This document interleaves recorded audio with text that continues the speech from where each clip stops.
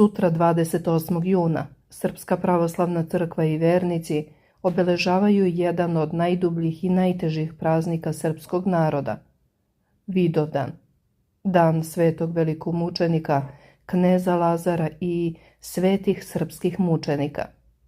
Dan kada se ne govori samo o prošlosti, nego o onome što čovek nosi u sebi, o veri, zaveri, pamćenju, precima, porodici i pitanju koje se svakome od nas, makar jednom u životu, postavi.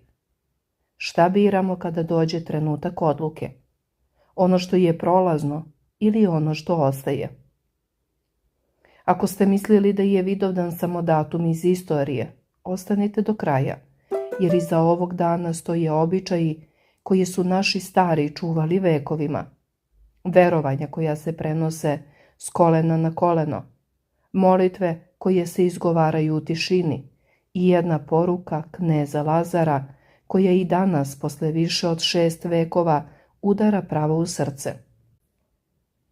Nećemo odmah otkriti sve, jer postoji razlog zašto se uoči Vidovdana pazilo šta se govori, šta se radi, šta se iznosi iz kuće, šta se stavlja pod jastuk, zašto su se ljudi zaustavljali pred ponoć, zašto se na ovaj dan nije pevalo i igralo, zašto su stariji govorili da ono što čovek na Vidovdan vidi može da ga prati cele godine. Pre nego što nastavimo dalje, u komentarima napišite iz kog mesta gledate ovaj video i da li se u vašoj porodici na Vidovdan ide u crkvu, na groblje, pali sveća ili se poštuje neki stari običaj koji su vam preneli roditelji i bake. Podelite ovo sa onima koji su zaboravili koliko je ovaj dan važan, jer Vidovdan nije praznik buke, nego praznik pamćenja. Nije dan praznog slavlja, nego dan kada se zastane, prekrsti, pomoli i pogleda istini u oči. Vidovdan se obeležava 28. juna po novom kalendaru, odnosno 15. juna po starom, i spada u nepokretne praznike. To znači da svake godine pada istog datuma. Njegov značaj za srpski narod najviše proističe iz Kosovske bitke 1389. godine, kada su se na Kosovu polju sukobile srpska vojska predvođena knezom Lazarom Hrebeljanovićem i osmanska vojska koju je predvodio sultan Murad. Ali Vidovdan nije samo sećanje na jednu bitku. To je dan kada Srpska pravoslavna crkva molitveno pominje svog mučenika kneza Lazara i svete srpske mučenike. Dan kada se narod seća svih koji su kroz istoriju stradali za veru, slobodu i otadžbinu. I dan kada se Kosovski zavet ne tumači kao poziv na mržnju, nego kao poziv na vernost, čast, trpljenje, pokajanje i izbor vašeg smisla. U narodnoj svesti Vidovdan je dan kada se ne meri samo ko je pobedio na zemlji, nego šta je ostalo u duši naroda. Zato se kaže da ovo nije praznik radosti u običnom smislu, nego praznik ozbiljnog sećanja, tihog dostojanstva i duboke molitve. Sveti knez Lazar rođen je oko 1329. godine u Prilepcu, kod Novog Brda, u porodici Pripca Hrebeljanovića. Još od mladosti opisivan je kao blag, razuman, pobožan, hrabar i čestit. Služio je na dvorcu cara Dušana, bio uveden u državne poslove, a oko 1353. godine oženio se kneginjom Milicom, ćerkom velikog kneza Vratka iz loze Nemanjića. Sa Milicom je imao decu koja će i sama ostaviti dubok trag u istoriji. Maru, Draganu ili Mariju, Jelenu, Teodoru, Oliveru, Stefana, Vuka i Dobrivoja, koji je umro mlad. Lazar nije ostao zapamćen samo kao vladar koji je izašao na Kosovo, nego kao i obnovitelj crkvenog jedinstva, ktitor manastira i čovek koji je shvatio da se narod ne čuva samo mačem, nego i verom, školom, crkvom, milosrđem i jedinstvom. Jedan od najvažnijih događaja pre Kosova bilo je Lazarevo nastojanje da se izmire Srpska i Carigradska patrijaršija. Posle vremena cara Dušana, kada je došlo do crkvenog spora i anateme, Lazar je prema crkvenom predanju i žitijima slao izaslanstvo u Carigrad, među kojima se pominje starac Isaija, da se traži skidanje anateme i obnova zajedništva. To nije bio mali politički potez, nego duboko crkveni čin. Lazar je znao da narod koji ide u teška vremena ne sme u njih ući posvađan sa crkvom i odsečen od liturgijskog jedinstva. Zato je jedan od njegovih najvećih zasluga upravo to što je radio na miru, pomirenju i duhovnoj obnovi. Obnovio je Hilandar i Gornjak, podigao Ravanicu i Lazaricu, pomagao ruski manastir Svetog Pantelejmona na Svetoj gori, brinuo o monasima, bolesnima, siromašnima, školama i crkvama. Njegova Ravanica, posvećena Vaznesenju Gospodnjem, postala je ne samo zadužbina, nego mesto utehe, molitve i pamćenja. A onda dolazi Kosovo. Prema crkvenom i narodnom predanju, uoči boja knezu Lazaru se javlja pitanje koje je postalo srž Kosovskog zaveta. Kojem će se carstvu privoleti, zemaljskom ili nebeskom? Narodna pesma to sažima u stihove koji se i danas izgovaraju sa posebnom težinom. Zemaljsko je za malena carstvo, a nebesko uvek i doveka. To ne znači prezir prema životu, porodici, zemlji ili narodu. Naprotiv, to znači da zemlja, porodice i narod imaju smisla samo ako se ne prodaju za strah, izdaju, laž i kratkotrajnu korist. U tom izboru knez Lazar postaje mučenik.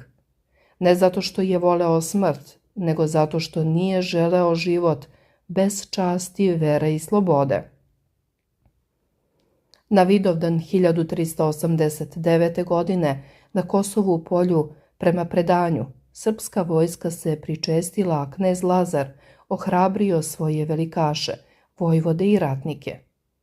U narodnoj tradiciji pominju se Miloš Obilić, Vuk Branković, Vlatko Vuković, kosovski junaci, Kneževa večera, Samodreža crkva, Gazimestan, boj između krsta i nekrsta, smrt sultana Murata i mučenička smrt kneza Lazara. Istorija i predanje se na ovom mestu prepliću, ali ono što je ostalo nesporno u narodnoj svesti jeste da je Kosovo postalo simbol žrtve, zaveta i moralnog izbora. Zato se Vidovdan ne doživljava kao običan datum, nego kao ogledalo. Na taj dan narod ne pita samo šta se dogodilo 1389. godine, nego šta mi danas radimo sa onim što smo nasledili. Posle bitke, telo kneza Lazara je najpre sahranjeno, a potom preneto u njegovu zadužbinu Ravanicu. U vreme velikih seoba mošti su nošene radi zaštite, bile u Sremu, manastiru u Vrdniku. Zatim su tokom Drugog svjetskog rata prenete u Beograd, a 1989. godine, na 600 godina Kosovske bitke, vraćene su u Ravanicu kod Ćuprije. Vernici i danas dolaze da se pomole svetom knezu Lazaru, tražeći utehu, mir, snagu, isceljenje i duhovno ohrabrenje. Vidovdan je u crkvenom smislu dan molitve, liturgije, pomena i sabranja. Ko može, valja da ode u hram, prisustvuje svetoj liturgiji, zapali sveću za pokoj duša, postradalih i za zdravlje živih. Pomoli se svetom knezu Lazaru i svim svetim srpskim učenicima. Ako je neko u mogućnosti, lepo je otići i na groblje, posebno ako porodica ima taj običaj. Urediti grob, upaliti sveću, pročitati molitvu, setiti se predaka bez galame, bez preterivanja, bez praznog dokazivanja. Pošto Vidovdan pada u vreme Petrovskog posta, Trpeza treba da bude posna. Ako porodica slavi svetog kneza Lazara kao slavu, slavi se dostojanstveno, uz sveću, slavski kolač, žito i posnu trpezu, bez preterane muzike i razuzdanog veselja. Narodni običaji za Vidovdan su mnogobrojni i razlikuju se od kraja do kraja, ali im je zajedničko jedno. Ovaj dan traži tišinu, uvid i meru. U mnogim krajevima se govorilo da se na Vidovdan ne radi u polju, posebno da se ne ore, ne kopa i ne započinju teški zemljani poslovi. Da kukuruz ne bi ostao bez klipa i da se grožđe ne bi osušilo ili opalo.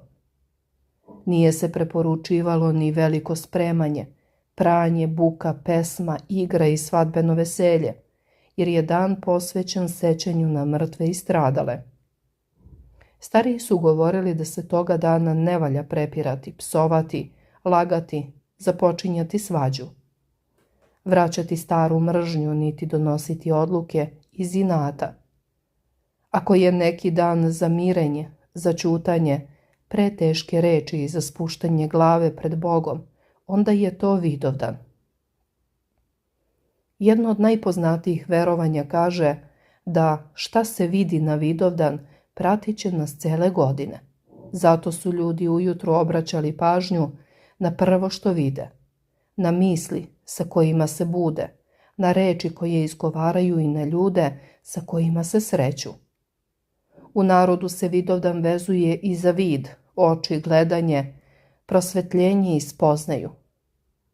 Postoji verovanje da se rano ujutru pre velikih poslova treba umiti čistom vodom i pomoliti se za zdravlje očiju i bistrinu duše.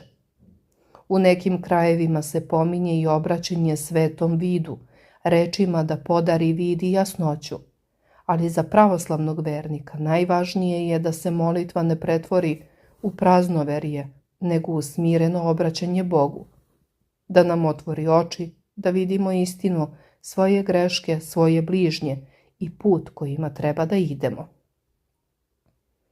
Posebno mesto u narodnim običajima ima vidovčica, vidova trava ili vidovac. Devojke su je uoči Vidovdana ili na sam dan brale i stavljale pod jastuk, ponegde sa malo soli i hleba, verujući da će sanjati suđenog. U nekim krajevima se bralo crveno i plavo cveće, pa se stavljalo pod jastuk uz tihe devojačke reči i želju da se u snu ukaže budući izabranik. Ovakve običaje treba preneti kao deo narodnog predanja, a ne kao crkveno pravilo. Crkva ne uči gatanju niti proricanju sudbine, ali narodno pamćenje beleži da su se devojke upravo na Vidovdan nadale viđenju budućnosti, jer je sam praznik u svesti naroda bio vezan za oči, vid i otkrivanje onoga što je skriveno. U Mačvi i pojedinim krajevima na Vidovdan se održavaju veliki parastosi, odlazi se na groblje pre podneva i obavezno se kao žrtva svetom vidu prinosi riba, budući da ovaj veliki praznik uvek pada u vreme Petrovdanskog posta, te je slavska trpeza isključivo posna. Najpoznatiji narodni običaji i rituali proricanja vezani su za mlade, neudate devojke koje uoči Vidovdana beru lekovitu travu poznatu kao vidovčica ili Vidovdan. Devojke bi ubrano crveno i plavo cveće zajedno sa parčetom hleba i malo soli stavljale pod jastuk pre spavanja, izgovarajući tajne bajalice i pozivajući svog budućeg izabranika da im se te noći javi u snu, kako bi saznale za koga će se udati. Prema starim knjigama i narodnom verovanju, u samu noć uoči Vidovdana dešavaju se čudesne prirodne pojave. Sve reke postanu crvene od krvi kosovskih junaka i poteku uzvodno, sve ptice u šumama potpuno utihnu i prestanu da pevaju, a iz zemlje natopljene krvlju mučenika niču jarko crveni kosovski božuri kao večni simbol vere, nade i ponosa. U Mačvi se pominje običaj da se na Vidovdan izlazi na groblje i nose ponude, među kojima se i nekim zapisima navodi i riba. U Šumadiji se govori da ako je dan vedar, treba izneti odeću i stvari da se provetre, da u kuću uđe svežina i dobra energija, a ponegde se pominje i da se novac iznese, provetri i prebroji, ne kao magijski recept za bogatstvo, nego kao narodni znak da se čovek seti reda, domaćinstva i odgovornosti prema onome što ima. U nekim krajevima stariji savetuju da se pojede zrela voćka, kao znak zrelosti roda i zahvalnosti Bogu za plodove. Šta obavezno uraditi pre ponoći uoči Vidovdana? Najpre zaustaviti galamu u kući i u sebi. Ako imate sa kim da se pomirite, pošaljite poruku ili makar u srcu, prestanite da hranite mržnju. Ako imate pokojne, upalite sveću ili pripremite da sutra odete u crkvu ili na groblje. Ako postite, pripremite posnu hranu. Ako imate ikonu, očistite prostor oko nje. Upalite kandilo. Ako ga imate, pročitajte Oče naš i kratko se pomolite svetom knezu Lazaru da vam Bog da mir, čast, trezvenost i snagu, da ne izdate ono što je sveto.